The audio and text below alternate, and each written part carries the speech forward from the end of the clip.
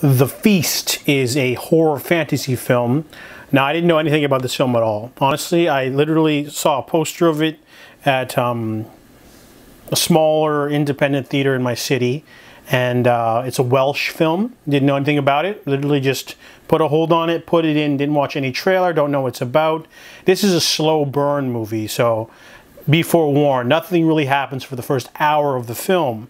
And I was so, like, wanting to turn it off just because I was waiting for, like, what the movie was. You know, it could be anything. It's basically about a young woman. She's been tasked with assisting an affluent family in the middle of nowhere for an elegant dinner party for 7 people. So she shows up late and they're kind of like miffed. There's the mother. She's like the henpecker, kind of like fussy woman. Then her husband is like a member of parliament, so he's a big shot. And then they have 2 sons. One of them's a drug addict. The other one is a weird health fiend. So honestly, I was sitting there watching the movie wondering what's going to happen. The same thing happened when watching the movie Funny Games by Michael Haneke. That movie, you know, the first like 10-15 minutes is kind of awkward because you're not sure what's going on. But then when you find out it's a home invasion movie, it happens, you know, rather at the beginning of the film. This one doesn't do any of that. It literally just, it doesn't give you anything until like an hour into the movie. So I was sitting there going like, is it going to be like human sacrifice, cannibalism? Is it going to be vampires? They kind of like allude to anything because like they have this room.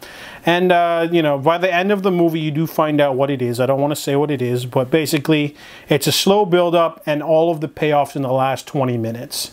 Did I like the movie?